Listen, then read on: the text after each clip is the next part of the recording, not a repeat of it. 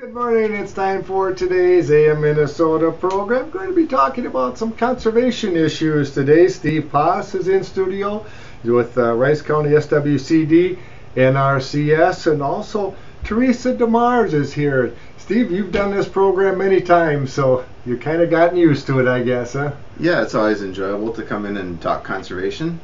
Well, and I always enjoy talking about conservation, drawing attention to the good job that landowners are doing out there and always trying to do better. When there's something new, maybe we can do a better job, people want to do it. Absolutely. And just last week someone came in, they wanted to look into doing a bioreactor to reduce nitrates coming out of their tile lines, which is really great to see that there's interest in that.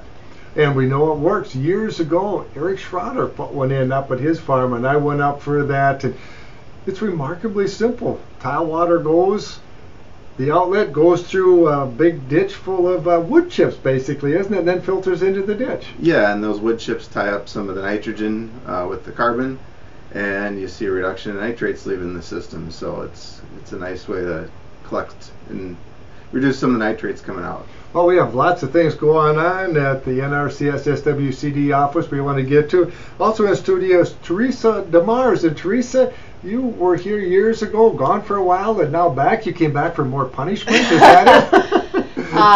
Yeah, that's correct. I worked with the district back in 1999 for a few years as district technician, and also got a little promotion to office manager. And then my husband switched jobs, and we moved out of state for a while, and eventually moved back. Decided to come back home. Well, yeah. I was going to say come back home, but you didn't grow up around here. No, I'm originally from southeastern Wisconsin. I'm a cheesehead, a transplant. So cheesehead is okay, but we draw the line between cheeseheads. That's okay. Badger and Packer fans, maybe not so much. That we won't talk about. No, that then. We better leave that alone. But yeah, I grew up on a dairy farm in southeastern Wisconsin and lived in Faribault. Faribault's become my second home. Where did you go to school? I went to school at the University of Wisconsin in Madison. So. Oh boys, we better not talk about the Badgers anymore. Where did you get an interest in wanting to work in this big field of conservation and working with landowners to try and conserve the soil? Probably your background growing up on a farm? Yeah, I grew up on a dairy farm, and my dad was always one of those guys who was willing to try something new. He was one of the first to start no-tilling in the area and stuff like that. And after college, I did a lot of seasonal work, really working with a lot of different organizations, and it just so happened I came to Faribault and started on the conservation crew with DNR Forestry, and next door was the conservation office, and the technician job became available, and I looked at it and thought, hey, this might be a really good fit for me. So well, you did know then, Ben, you were here before. There's a lot of characters in that office, but the number one character did retire, yeah. Right, Steve? Yeah, Tom Kaufman. Yeah, Tom would think I'd be mad at him if I wouldn't pick on him a little bit. Yeah. Yeah, it's a great office, a great staff to work with. And isn't it fun when a landowner comes in and says, all right, this is going on, or I see this problem. Can you come out and have a look and see what we can do? I mean, that's why you get up in the morning. That's why you go to work, isn't it? The enjoyment of doing that, Steve? Absolutely. You help make things a little bit better in the world, and so yeah, it's very enjoyable. Now, Teresea, is that what you do? You're a technician, or are you in public relations, being you had to come along for the show today? Actually, I got hired on as the public relations and information specialist, and so one of the things I've been hired to do is to help tell the story of conservation in Rice County. We really do have a great history, and maybe we can get into that before. Yeah, we had your 75th anniversary this year. Yes, we're celebrating our 75th anniversary, and way back in the 1930s in the Dust Bowl days, of course, we had quite a bit of wind erosion going on, and the farmers organized in Rice County along with the Soil Conservation District to start the district. So, well, why don't you stand by? We have to take a break for the markets. It's down 52 now at 81.30. Are you relaxed now? 47 lower at 81.45. The Dow Jones Industrial Average is lower this morning. John Perkin. The market update was sponsored by the KDHL Agri Boosters, including Ag Power Enterprises. That is your John Deere dealer, and they have locations in Owatonna, Hollandale, Belle Plaine, also Sage in Northwood, Iowa. Steve Pahs is in studio for today's AM Minnesota program from the Rice County NRCS SWCD, along with Teresea DeMars. Teresea, just before the market break, you were talking about 75 years ago. Farmers in Rice County organized and said we have to do something. Going back, it was the Dust Bowl days. Yep.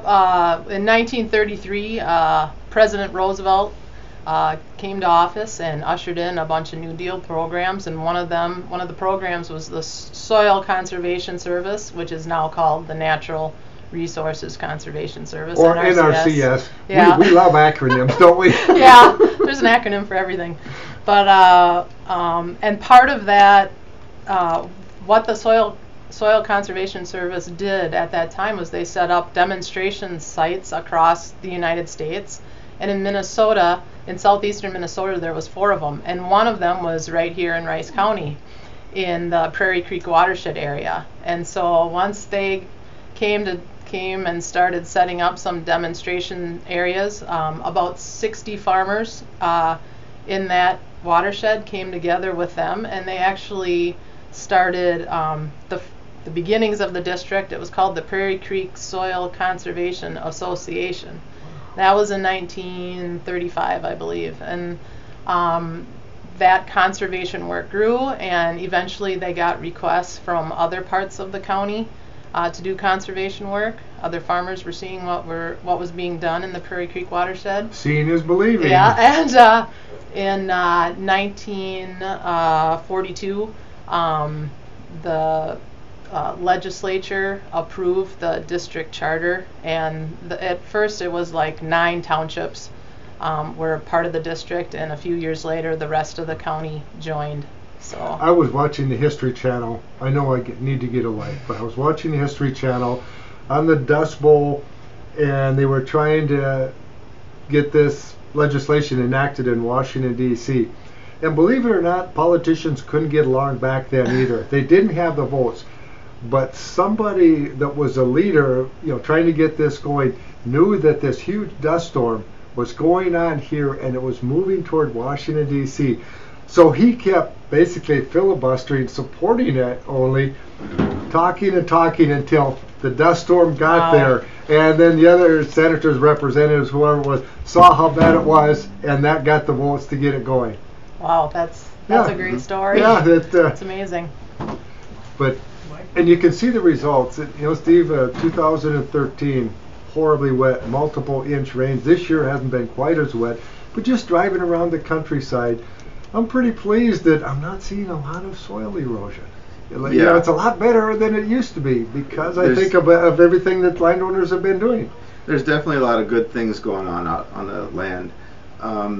We still have a few weeks here to get through before the crop canopy's over and covers the soil. So to protect it, so they're still very vulnerable for if we get some big rains. Because this is a critical time in the spring, once the soil is bare, other than whatever crop residue was left from last fall. But boy, you could sure see the benefits of crop residue and what it did in terms of preventing soil erosion. Yeah, definitely. Are there some special things planned then for this 75th year anniversary? Yes, we have several things going on. I've been working on a photo display that talks about the history of the district, kind of what we just talked about here. And well, I had no idea until you mentioned that. So you go. And some of the work that's been done, and that's going to be at the Rice County Fair. We're working with the Historical Society, so in the new section of the building that they built on, the display will be in there, so you can stop in there and check it out. And in case I forget, our booth isn't far from there, so make sure you swing by and say we'll do some interviews at the fair about. All right, that sounds good. It'll also be at the Rice County Steam and Gas Engine Show on Labor Day weekend, September 1st through the 3rd in the Drentlaw House. And if you can't go to any of these places, it can actually come to you, because I'm also turning it into a virtual conservation history tour So I'm working with some special software, and so you'll be able to look at the pictures and read about the history on a tablet. And I'm hoping to work with schools in the fall to try to get, it would be a perfect thing for all the schools have smart boards now. So it'd be a great opportunity for students to learn about the tremendous amount of conservation that's been done at Rice County. I mean, Rice County's really been a leader, I think, over the years in getting conservation on the land. Sometimes the media, we aren't portrayed, those of us in production agriculture, in a good way. And I love these types of things where you can go and say, here, see for yourself. Mm-hmm. We're trying to use the best science and technology available to do a better job while still producing corn and soybeans to feed a hungry world. We're also going to be walking in the Heritage Days parade, hopefully. And we might be featuring our dewdrop cedar, so look for that. And this isn't one of our events, but the Valley Grove Preservation Society is having their country social on September 17th in Nearstrand, and they've invited former Governor Al Quie to attend to tell stories about his life and farming in the Nearstrand area. And the interesting thing about Governor Quie was his father was one of the original district supervisors for the Rice County SWCD, and he also was a district supervisor prior to becoming governor. So we're planning on asking him some conservation questions about the beginnings of the district. I think it would be neat to if he could tell those stories. And those leaders, they were really going against the norm, because back then a sign of a good farmer was a nice plowed black field in the fall. The blacker, the better farmer you were. So these visionaries that saw what that did in terms of exposing the soil to erosion really were going against the norm of how the common thought was at that time. Right. Yep. And finally, we're going to be having a conservation tour tentatively scheduled for Thursday, August 24th. So we'll be going out in the county looking at various conservation projects. And that's open to everybody. Yep. Yeah. You just the best thing to do, we just started a new Facebook page, and we also have a website. The best thing to do is to head over and like the Facebook page, and we'll be posting updates on all these activities as they become a little more firmer and in the scheduling. Now, correction here, we as in you and Steve got this Facebook page going, or you got the Facebook page going? I got the Facebook page going. That's what I figured. Steve can well, Steve's okay, too. Right? Yeah. One of the first responsibilities was getting that rolling, so yeah. And for these younger people, it's a lot easier than us a little bit older, isn't it, Steve? It tends to be, yeah. Oh, by the way, back up. I know what a cedar is. What's a dew cedar? Maybe you could take that. She was referring to the dewdrop drill. It's just the name of this small drill. Like a brand name. Yeah, it's it's a 3-foot drill, and you can pull it with a ATV or a small lawn tractor, and you can use it for native grass seeding or any kind of pollinator mix. If you want to put a little corner in pollinator habitat on your farm, it's perfect for that. Or maybe I wonder if you could do it in town if you had a larger lot. Take a little corner of your lot and fill it up and seed it in. That's great because a lot of folks don't have access to a tractor like most of us at but farm. So and especially the small guys that have 5 or 10 acres out in the country, they all have ATVs, so it's a nice machine to rent to them. And one of the nice things, since we started the Facebook page, it reaches a nice larger audience, and not necessarily some of our traditional customers. There's a lot more urban folks, I think, that are paying attention. We do have programs available to some of the urban residents as I was well. just thinking about that, like the rain barrel program and some of those things that could really benefit too. Yep, we started a cost share program for rain gardens this year. So if you want to install a rain garden in your backyard or your front yard to improve infiltration and also provide some habitat for pollinators, you can get cost share for that. Speaking of pollinators, reminds me of cover crops. And I heard something, maybe there was a program available to help with cover crops. Are really getting a lot more interest and attention.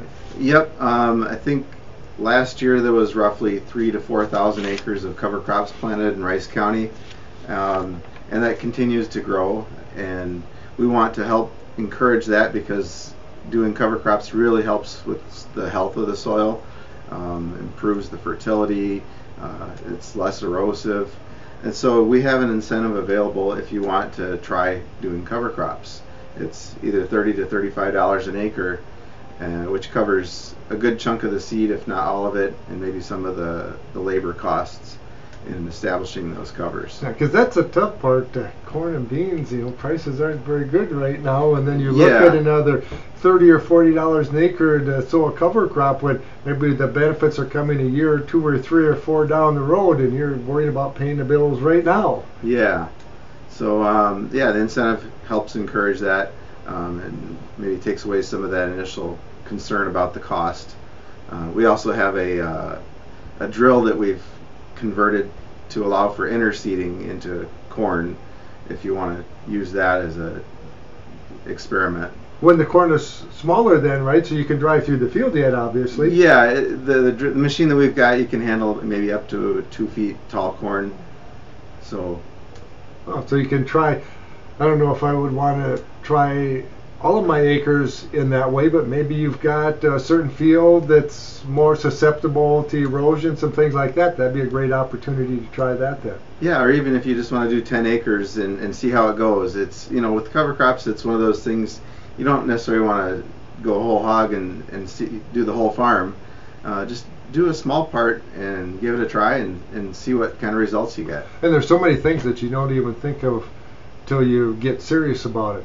Oh yeah, those herbicides I used last summer, what impact is that going to have on the species that I plant? So there's so many things that are tied in there. I went to that cover crop field day that you had, was that last December? Yes. And boy, if you're going to get into it, you have to be to some of those kinds of things, to talk to people already that have some experience, so you don't have to make the same mistakes that they did. Yeah, and speaking of that, we do have a network of landowners, farmers that are really into soil health, and we meet on a fairly regular basis and talk about some of these concerns and issues.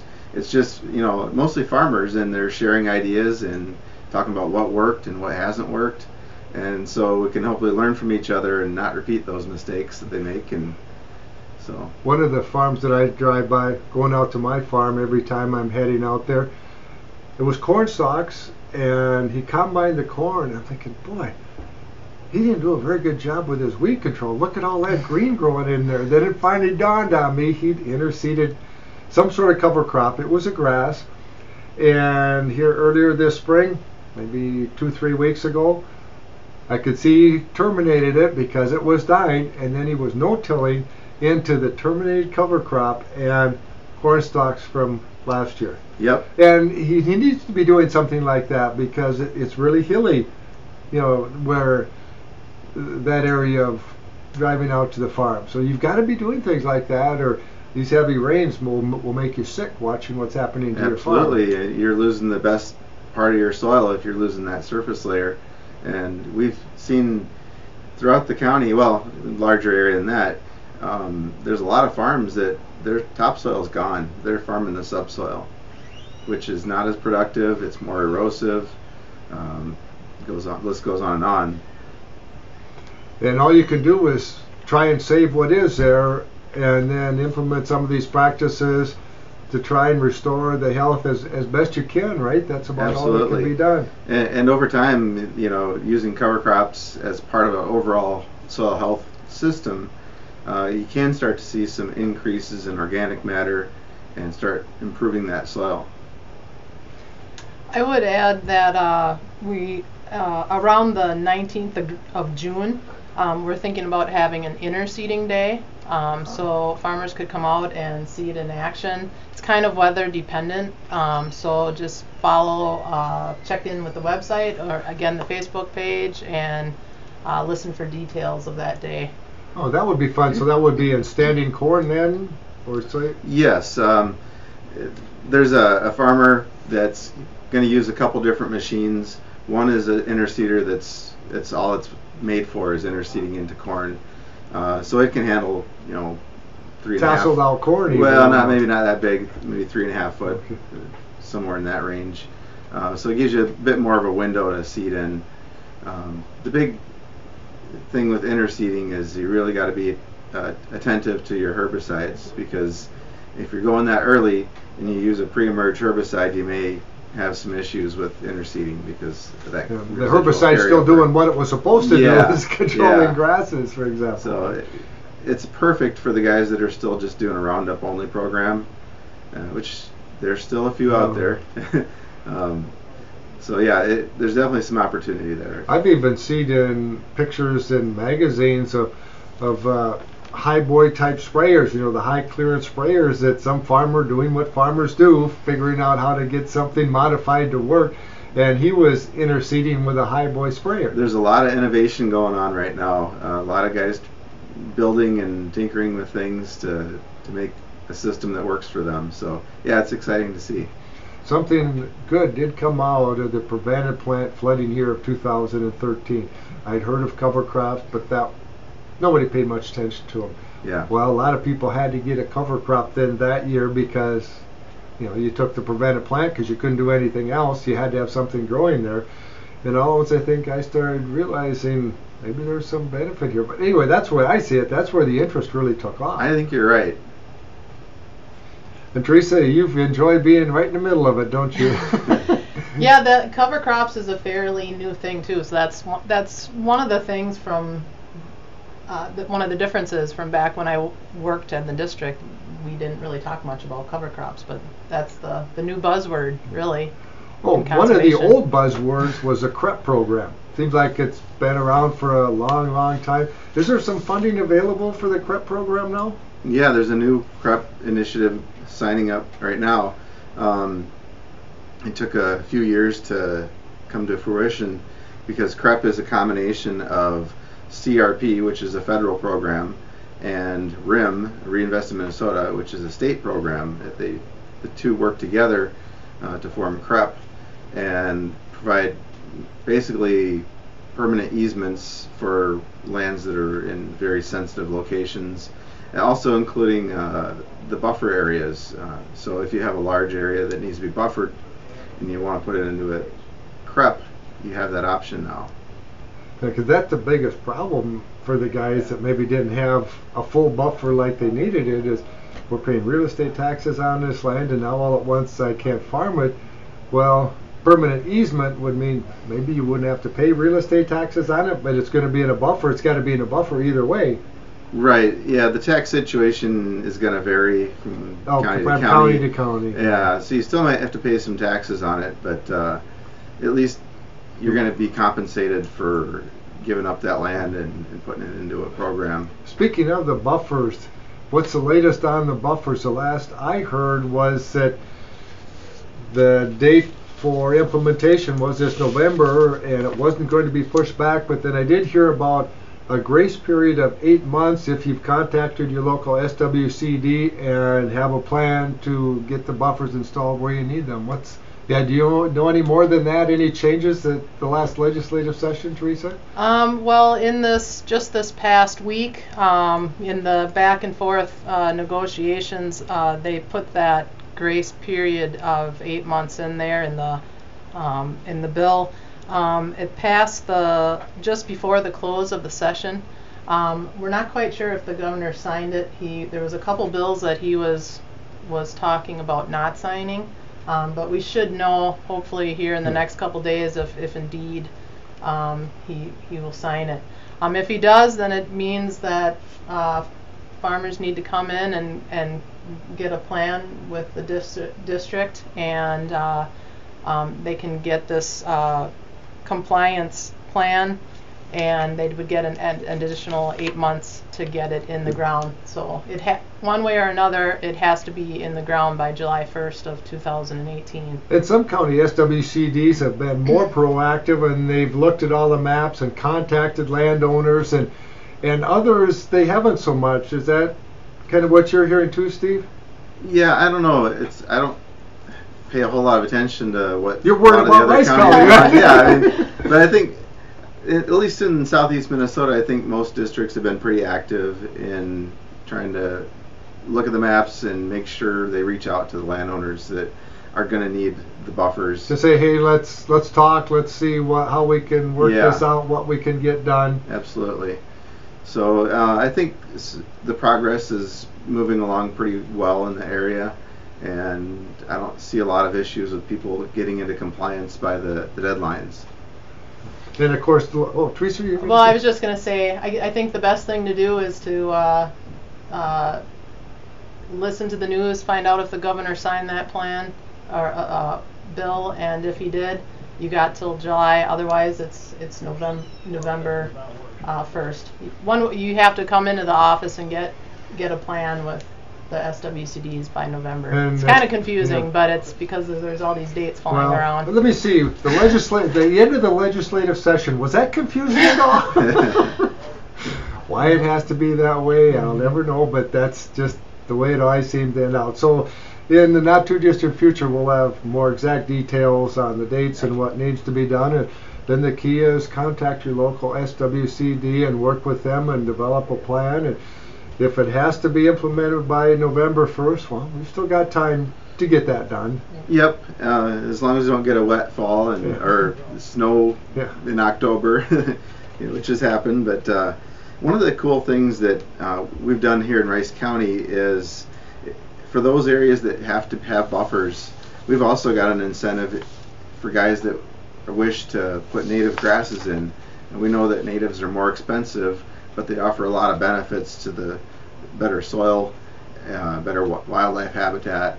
And it would also be cool to know that you have some native grasses that were growing here when the settlers came in, growing on your farm. That'd be kind of cool too. Sure. So we've incentivized that. If guys want to sign up for that, we'll give them an additional cost share on those acres. So we've got some incentive to help with cover crops and to seed buffer strips with native grasses. So that's right. Contact the local Rice County SWCD NRCS. Yep. Well, Steve, only about 40 seconds left. Or Teresa, should we have mentioned something that we haven't? And Teresa, you almost survived your first day in Minnesota with me, so you can go down and put nervous. 1 mark on the wall. You saw that in the fine print in your contract and other responsibilities as assigned. Steve, thanks for coming in, and always keep me in the loop. You have my email. Teresa, you have my email. Something's going on. Make sure I find out about it so I can let everybody else know. Thanks for having us. Thank Steve you. Pahs and Teresa DeMars with Rice County NRCS SWCD. Here's the news from ABC on KDHL.